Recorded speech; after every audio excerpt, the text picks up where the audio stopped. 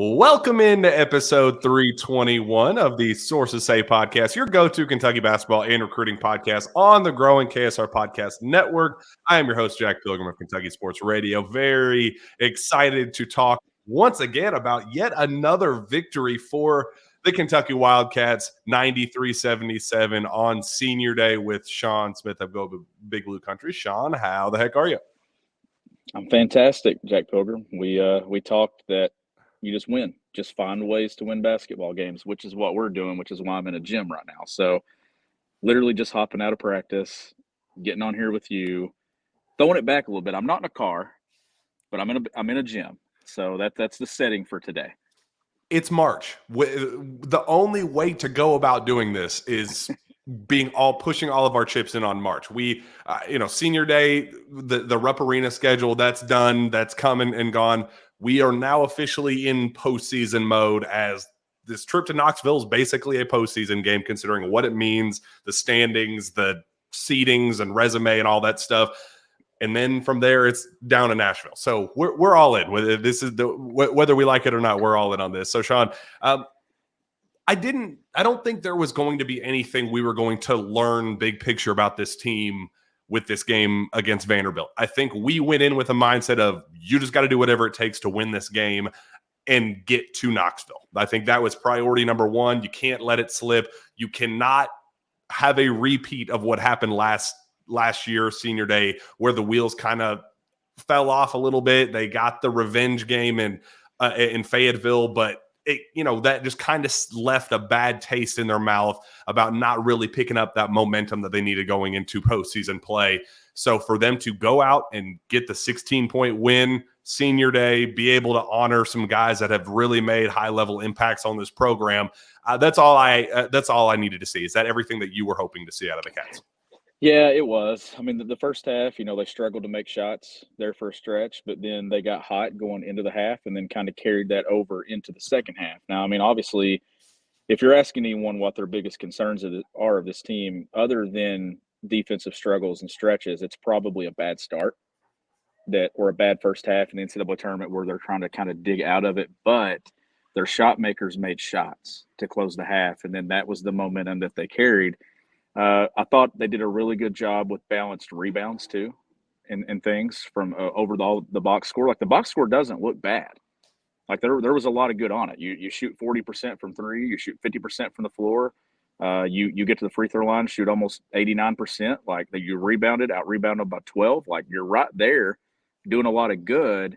And then there were some stretches, Jack, where I thought that they actually had some good defensive possessions when I watched the game. So, hey. You don't ever apologize for winning. You bounce back, held them to 37 in the second half, and you got close to scoring 50 in both halves. Like you're right there. Overall, you took care of it. You, like you said, senior night last year, Antonio Reeves went through it and lost to Vandy. This time they beat Vandy by 16, and then they have a little bit of a winning streak here going into the regular season finale. I think that's probably the biggest storyline. And this is a team that has – a lot of stuff going on in terms of, saying goodbye to Antonio Reeves, him kind of going through his own All-American campaign, Trey Mitchell coming back and so the individual storylines, you could kind of understand where they're not distractions, but where things were a little bit bigger than basketball with this matchup. So I almost went in when the line opened at 19.5. I was like, I'm not touching that with a 10-foot pole. So for them to kind of play the way you expect early. And again, when you have Kareem Watkins starting and you kind of are dealing with the noise of Senior Day, you expect some stuff. You expect nonsense. So for them to bounce back, kind of overcome some of those early adversities, hit back-to-back threes to close out the first half, and then really just kind of take that momentum into the second half and just kind of take off and hit cruise control from there. I really like that response because, to be point blank period, Jerry Stackhouse is fighting for his coaching career, fighting for his job. So this was a game that he kind of needed to kind of maybe prolong the inevitable there. So UK was able to fight some of those things off. and just do whatever it took to do that. I love, the numbers were what they were. Rob Dillingham was excellent down the stretch. Antonio Reeves, again, Mr. Consistent, 20 points.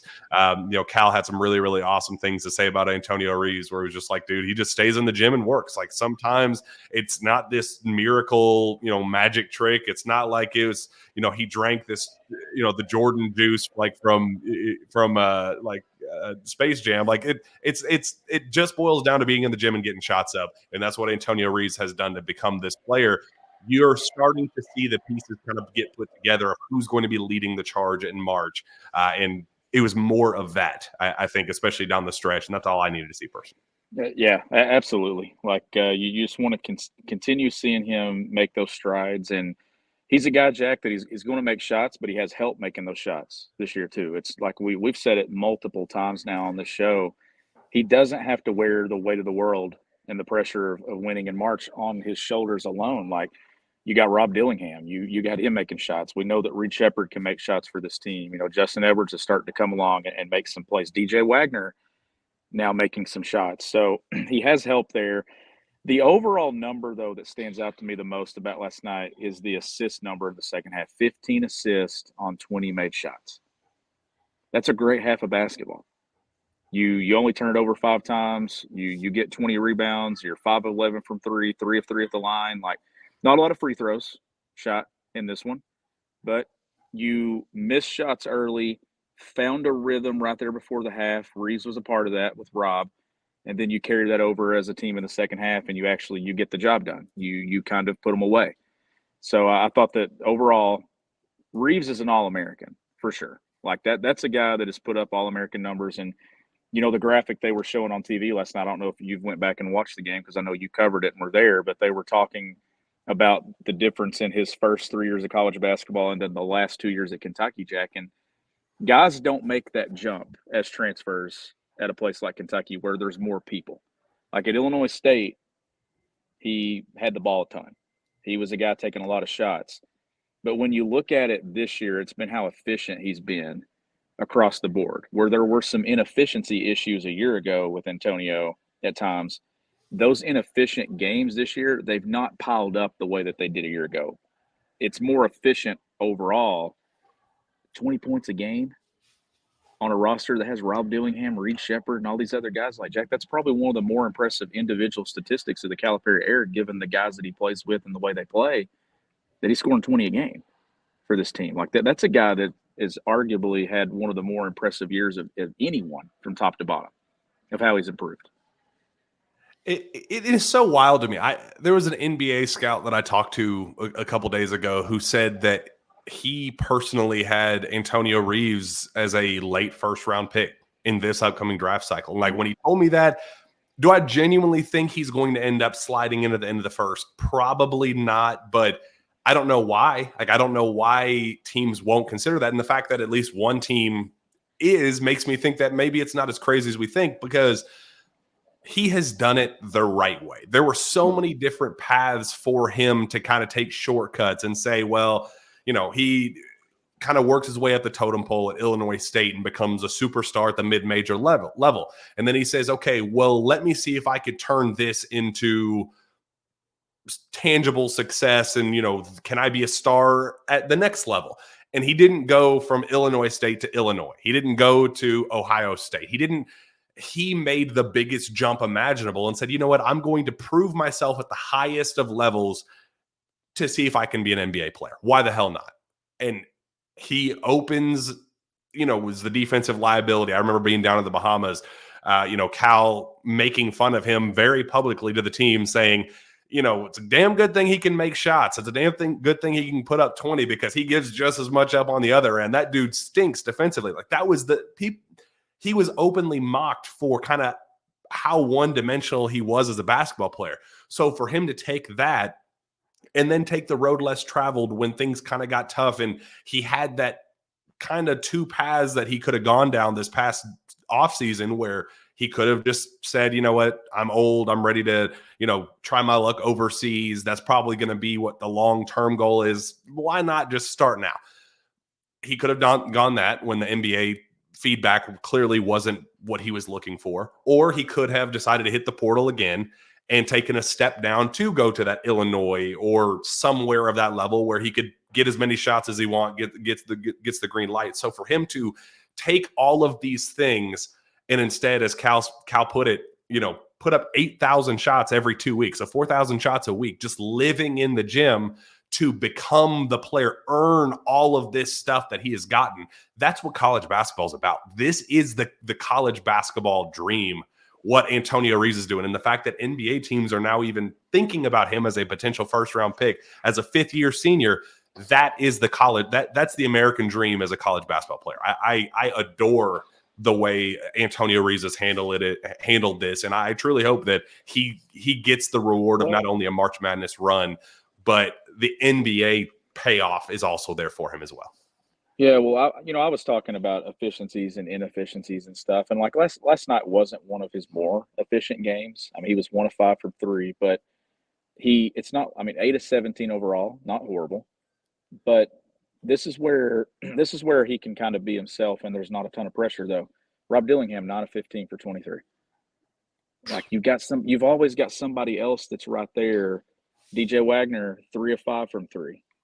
Justin Edwards, 2 of 4 from 3. There's other guys making shots for this program that he's not having to wear all that. But where he is better, in my opinion, it's not just in the scoring. It's the 6 rebounds last night, 4 assists.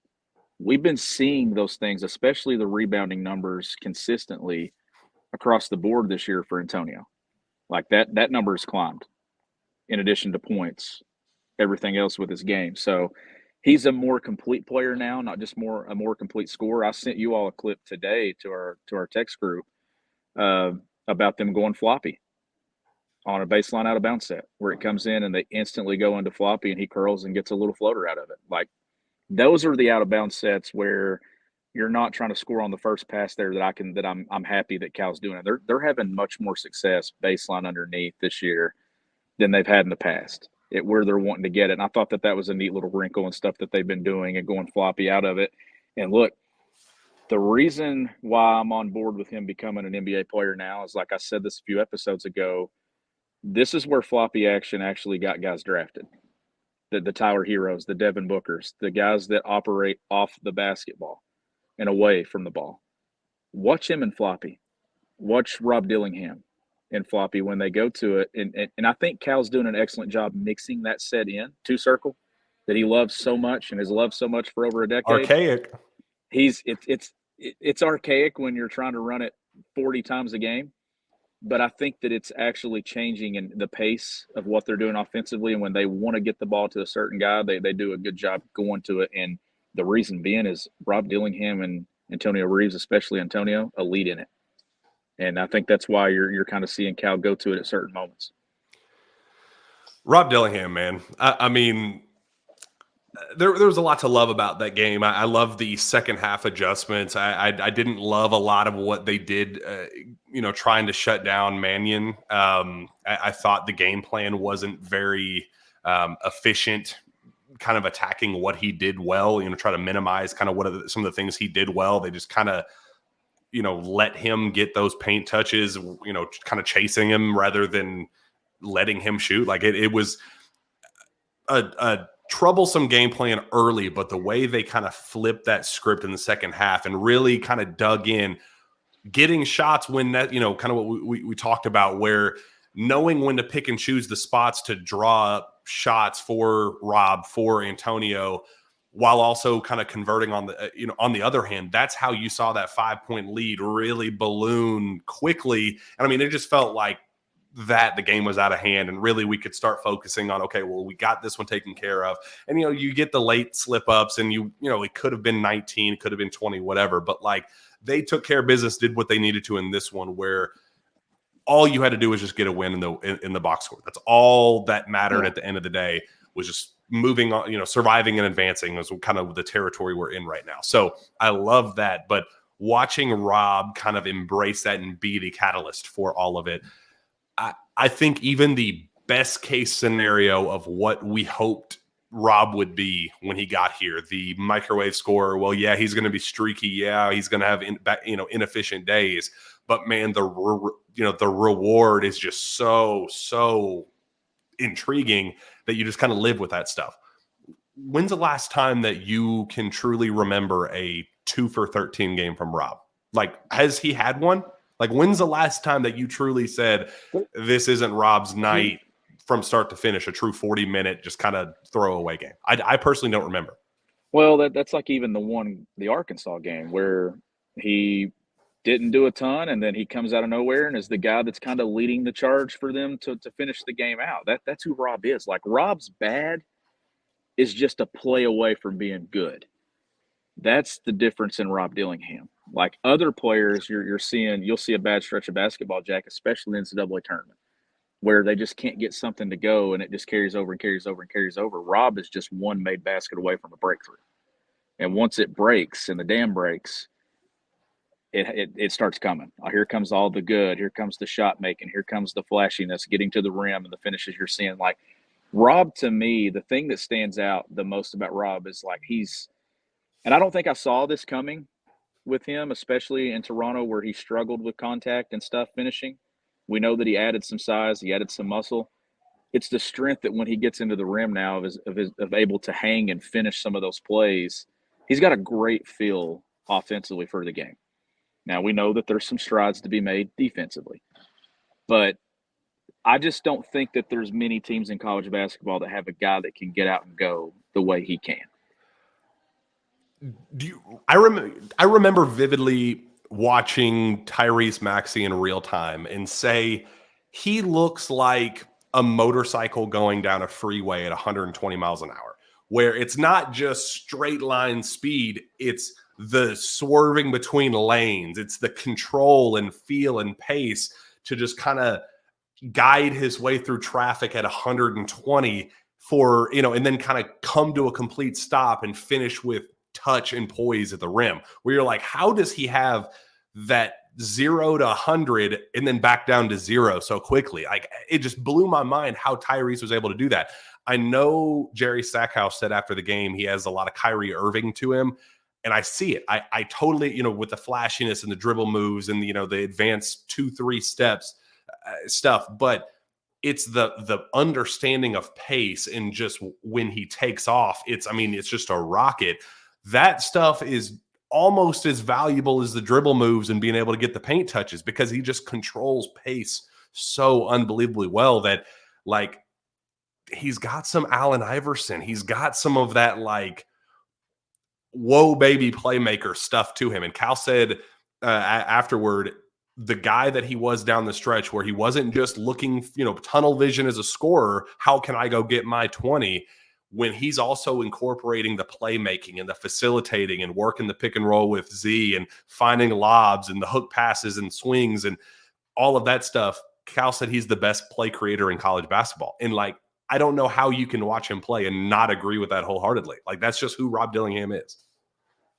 Yeah, and when you look at overall, like I talked about balanced rebounds in the box score, balanced assist again by this team.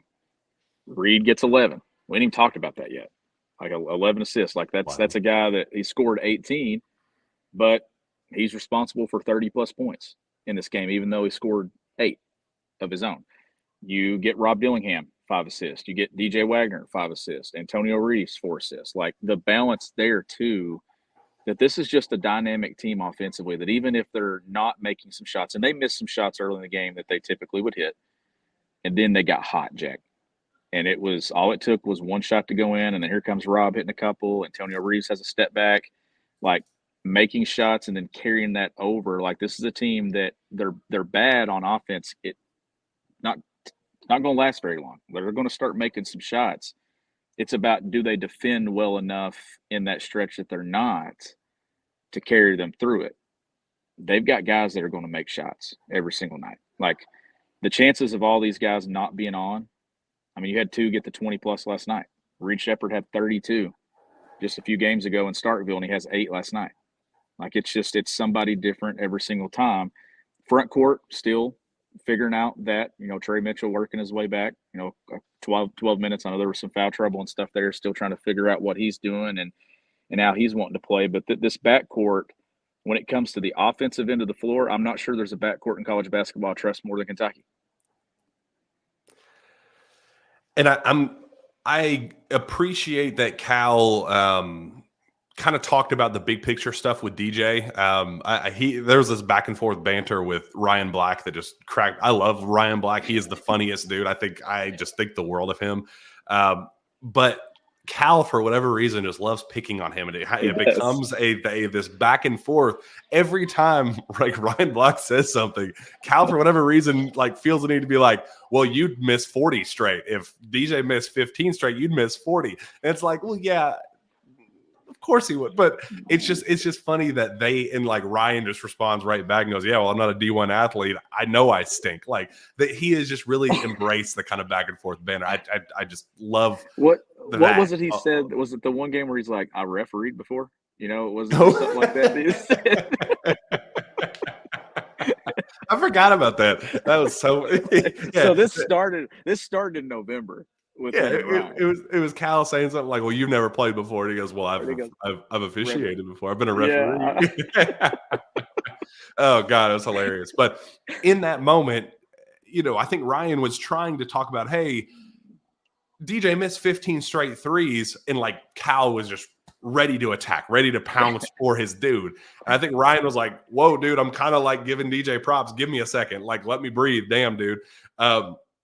But once he kind of got his spiel off and said, "What does it say about DJ to be able to respond after an 0 for 15 slump?" Where I think he was shooting like 15% from the field over that like full month stretch from like January 23rd to February 24th, I believe. It was like 16% from the field, 0% from three.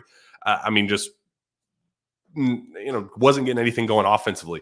And Cal acknowledged that it's bigger than basketball for DJ and said that he has been chased his entire basketball, basically since he was an 8th grader.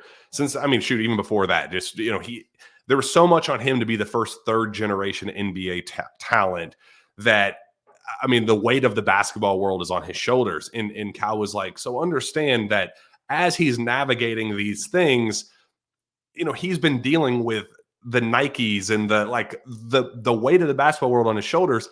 So do you really think a 15, shot slump is going to throw him off his game? Like, do you really think that's going, he's a guy that has overcome all of that stuff, that once he kind of gets between those white lines, everything else just kind of is tuned out. He kind of gets in his own little world. So he was like, so I never doubted that he was going to be able to bounce back and have that. And I asked DJ about it after the game, and he kind of had some like, I don't see that as pressure. I know that people try to make a name off of my name and what the DJ Wagner status is and all that. He was like, but none of that matters to me because this is just a game. I do this for fun.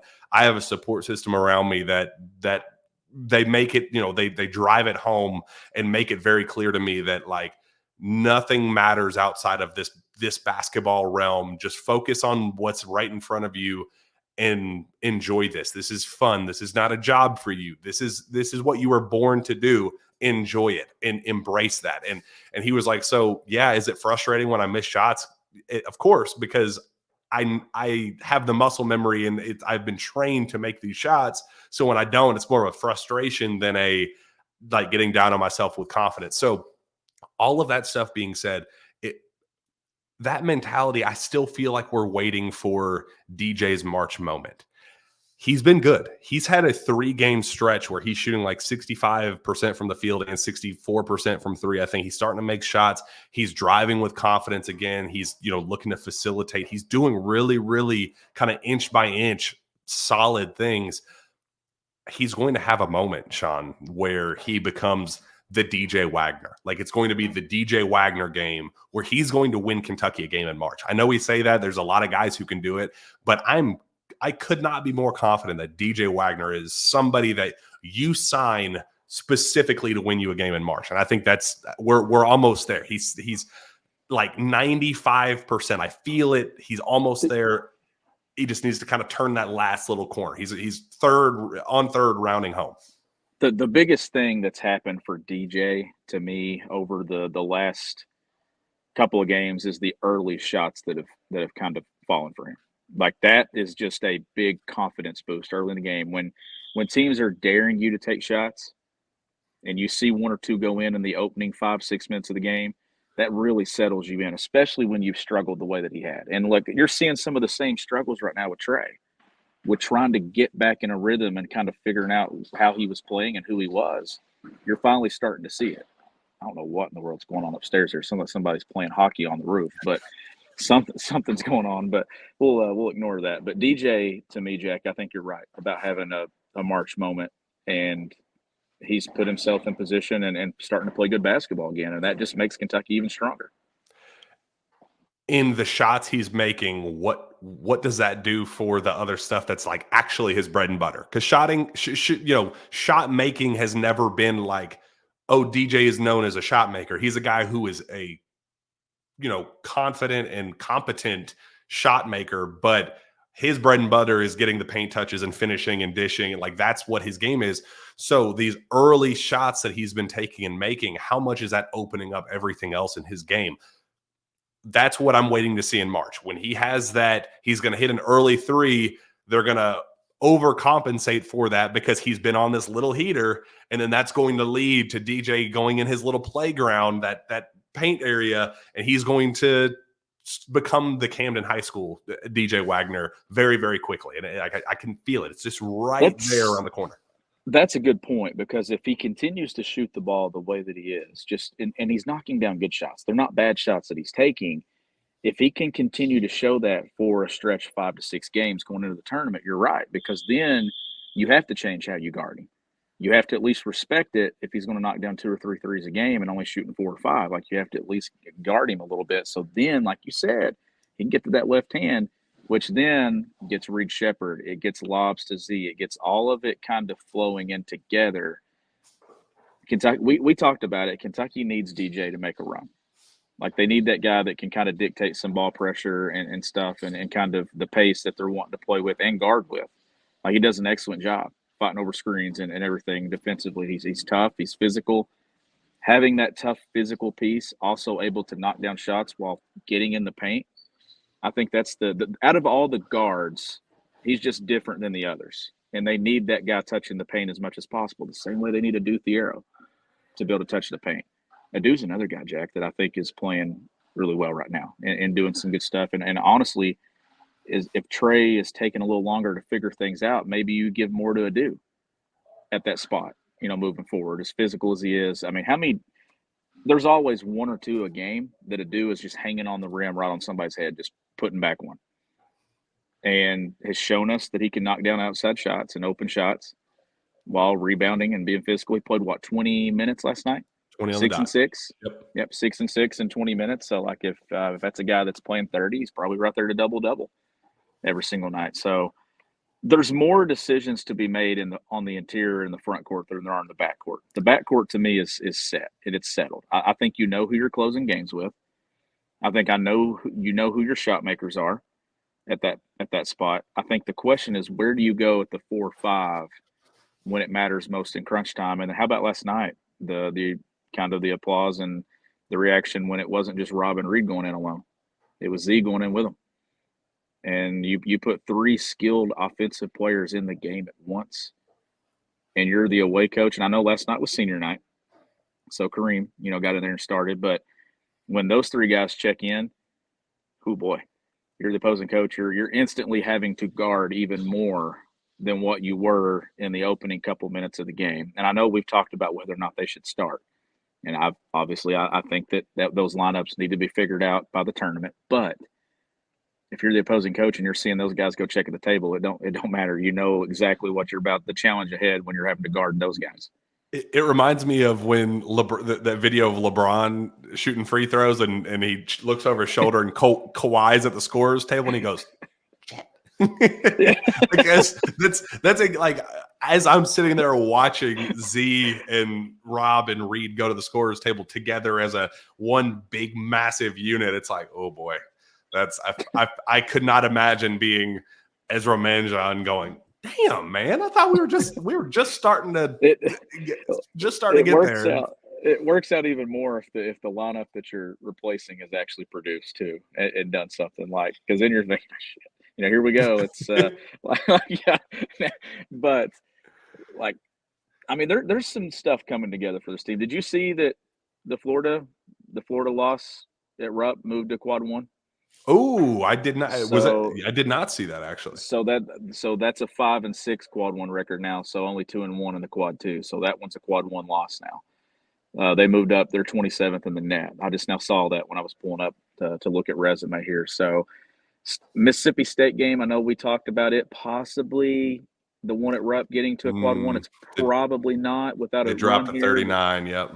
But you get Florida that at least, it's not a quad two loss. That's a good Florida team. That's a Florida team that's got a backcourt, Jack, that I think can really make some noise in the NCAA tournament.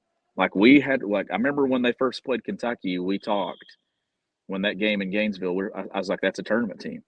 And they have gotten better and better and better as the season's gone along. I mean, I know that they've had some moments where they're like, some losses here and there, but overall, they've been great in league play. Yeah, the resume, it is what it is. The losses that we have aren't disappearing. The wins are very solid. There are a couple that, it just sucks that the Miami game didn't turn the way that we thought it would. That some of these others that were right on, the Mississippi State, the quality of wins that we saw as they were unfolding, you wish that translated in actual resume growth, but it didn't. But we're now past that point where the net is what it is. The bracketology, us being the 13 right now, you win in Knoxville, then you get to Sunday, then none of that matters because you're a 3 and maybe even a 2 anyway. So you've done enough to put yourself in the conversation. I think that's all we talked about this entire season when we talked about the highs and lows and, well, they could go down this path where they don't even make the tournament. If things do this, this, and this, they've answered the bell in so many different areas that now that they are in that position, it is what it is. The resume is what it is. Let's just see these, just win the games. Now we're at the point where you just win, survive, and advance, and you have put yourself in position with some of these quality wins and putting together this momentum down the stretch where you can feel confident about a firm 3.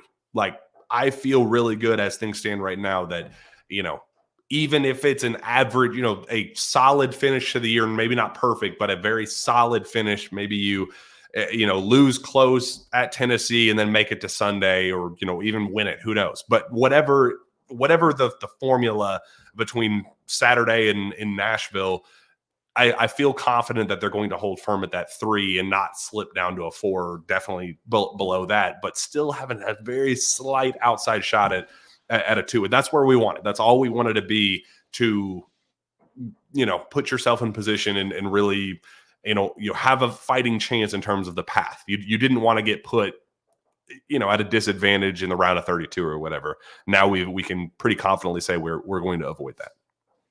Yeah, and two, when you look at this stretch of play that they're on, and you can't remove games, obviously, but LSU and the buzzer beater loss there, it's the only thing standing in between a 7-game winning streak right now. Mm-hmm. And they've had moments where they've scared you. Arkansas, down 9 with 9 to play, scared the hell out of me. Last night, late first half, when they're making shots, and you're just thinking, here we go again. We've been in this situation before with Vandy, letting them hang around, but then Kentucky made shots to kind of separate itself going into the half. They've had moments where it's not been great, but they're winning.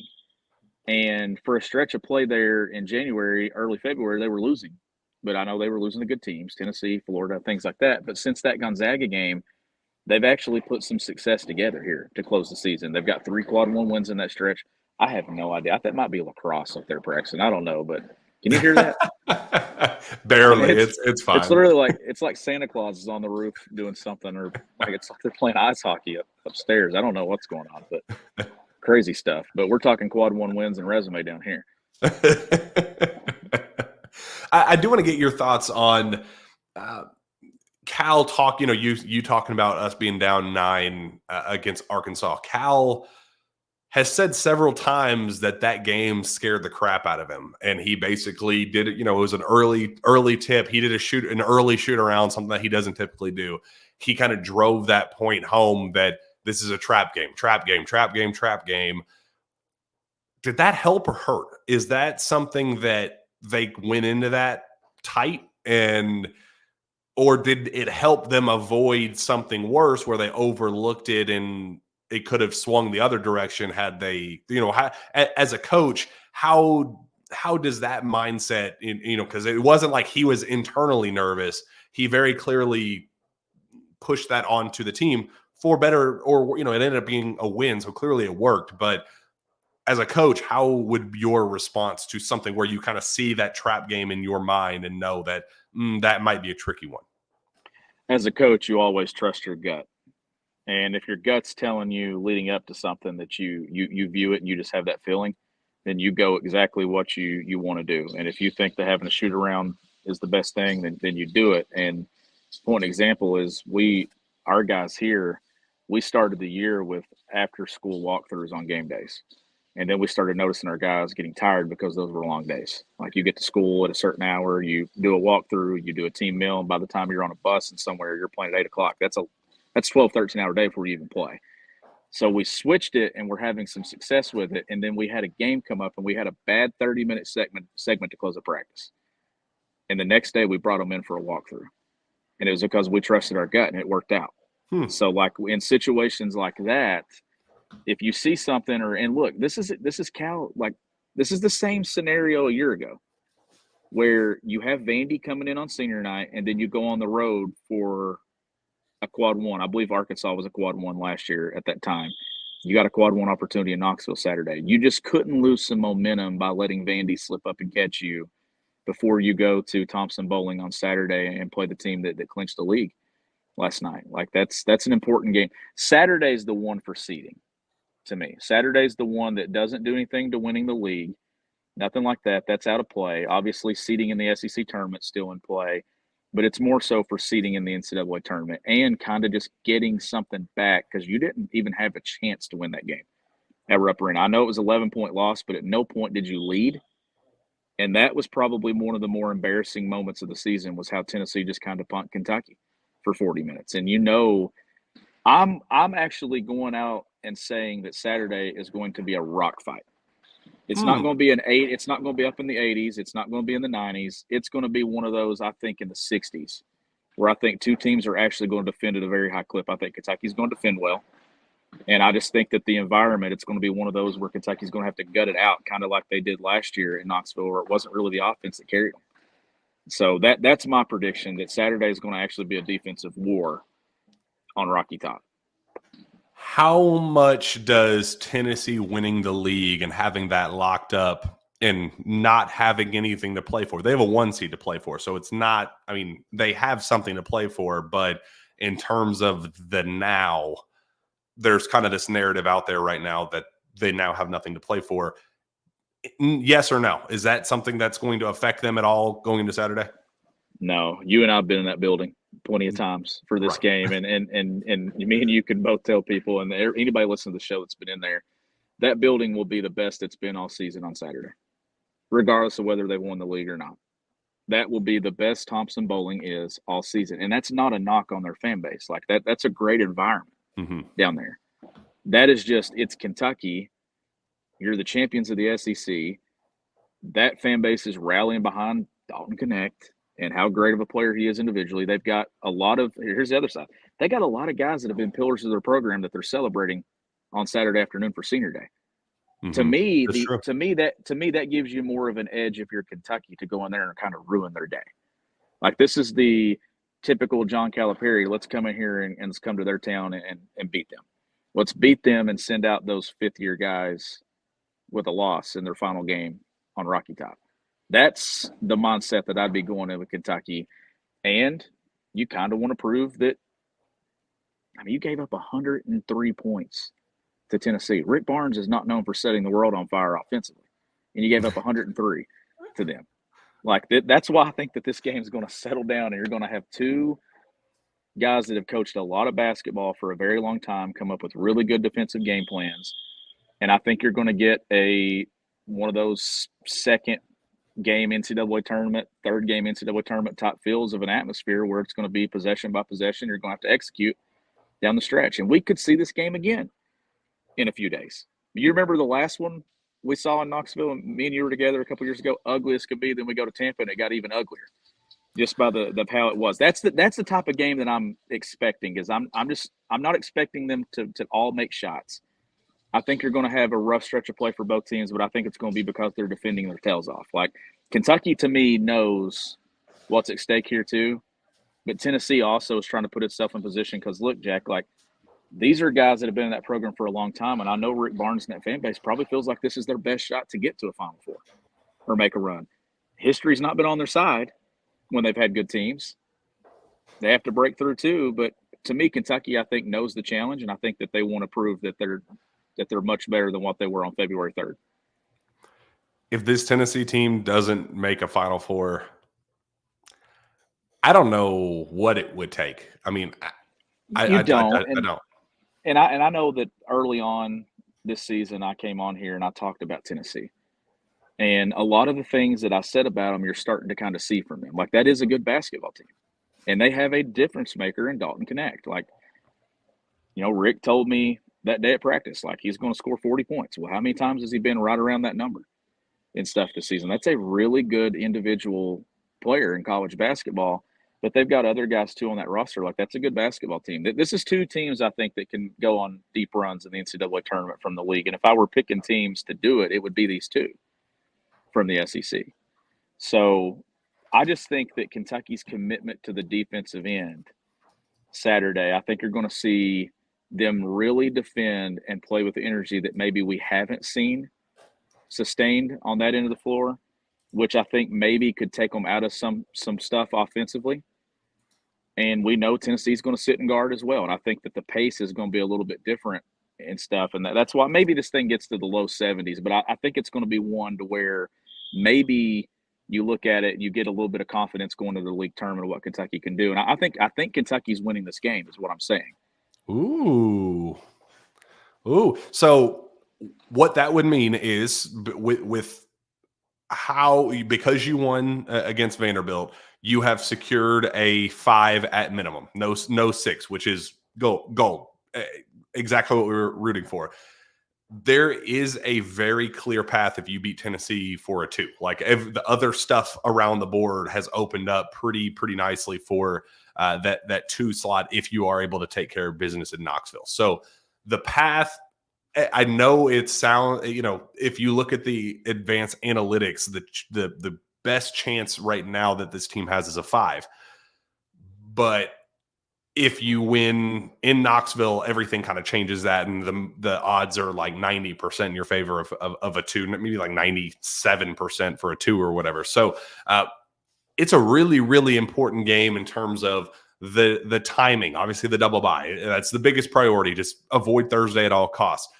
But you can also kind of pick and choose the Tuesday or the 3:30 versus 7 o'clock versus 9:30. Those things are important too for the turnarounds. We talked about that a couple of days ago. So the 2 is gold. Like, if you can manage the 2, that is priority number 1 for this team right now. If now that it's opened up for them, it feels like the path is just kind of like creating itself for that 2 to avoid, basically set up a rematch on Sunday against Tennessee. That would be, kind of what everybody's rooting for down there in Nashville. So the opportunity is there. Looking at KenPom right now, the projected line is 9 at a 21% chance for Kentucky to win at 86.77.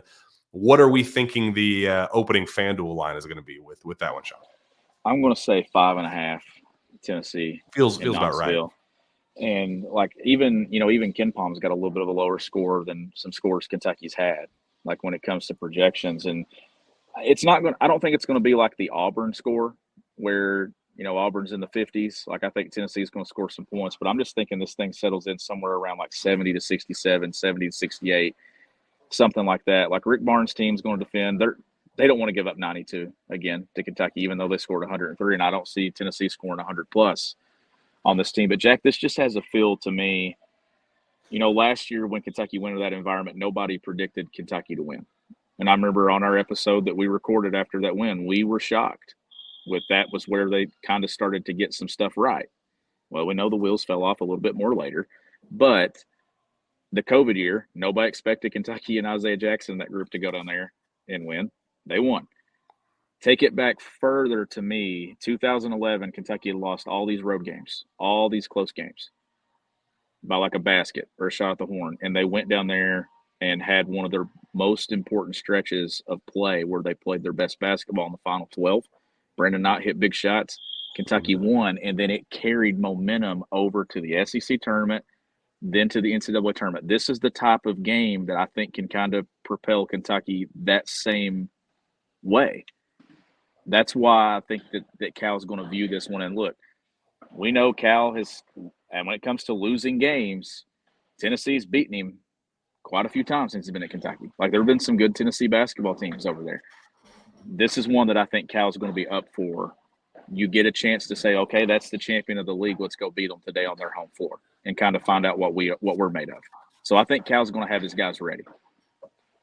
Yeah, I completely agree. We'll get that opening spread on Friday at some point, but until then, get buckets with your first bet on FanDuel, America's #1 sportsbook, because right now new customers get $150 in bonus bets with any winning $5 bet. That's $150. If your bet wins, bet on all of your favorite NBA players and obviously college basketball players and teams with quick bets, live same-game parlays, exclusive props, and more. And it just came through that there is a profit boost token this week for the games on March 9th, which includes a 30% boost for that UNC Duke game, which is obviously one that we're going to be keeping a very close eye on for seeding purposes for the national rankings and all that stuff. So that's going to be a high-profile weekend where it's kind of a mini rivalry week that we are very, very excited for and partnering with FanDuel. Just visit FanDuel.com/Pilgrim and shoot your shot. FanDuel, official sportsbook partner of the NBA, 21 and older and present in Kentucky. First online real money wager only.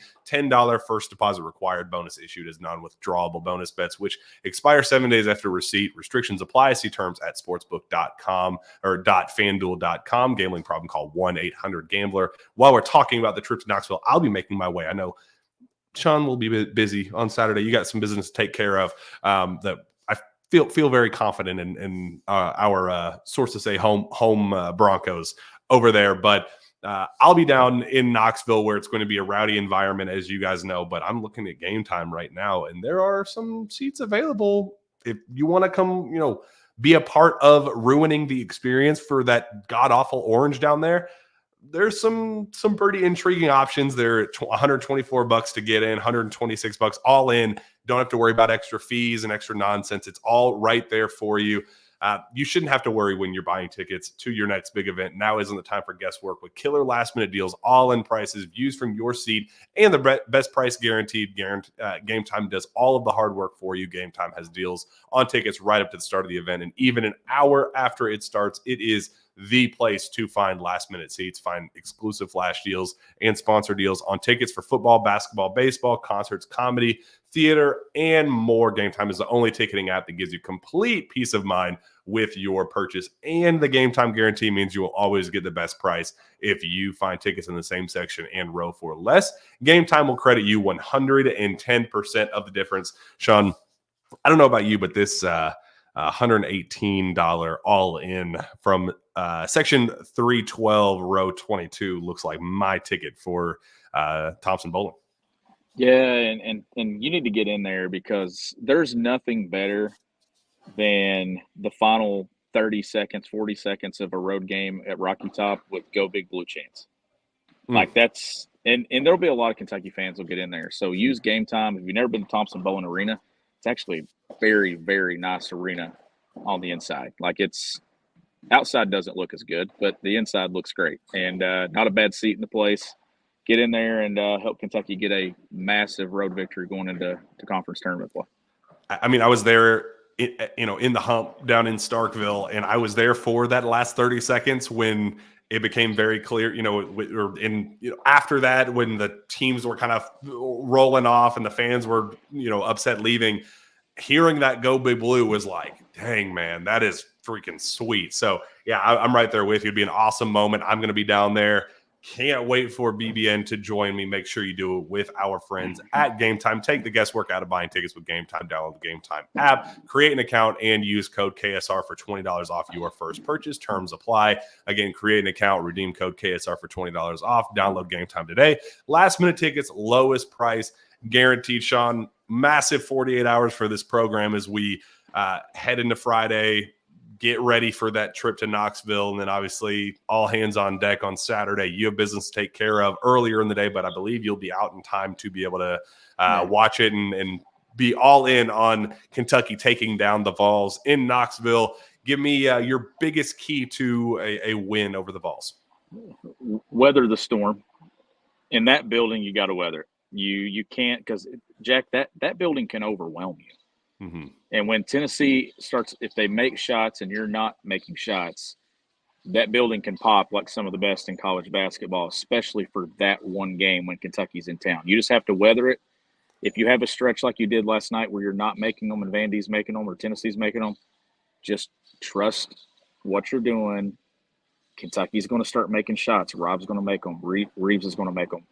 Reed's going to make them. Just weather the storm, the early one. Survive the first blow and give yours as well. And I think Kentucky's going to put itself in position to get a win. Who's going to be the road dog? Who's going to be the Reed Shepherd in Starkville, Rob Dillingham down the stretch against Vandy? Who's going to be the one to bring them across the finish line? That building is made for Rob Dillingham. I think. I think Rob's the guy that's going to thrive off of it. And I think that he's going to make shots in that environment down the stretch and put Kentucky in a position to come away with a big win. But it's going to take more than just Rob, but I think that's the guy that I want taking some shots, him and Reed.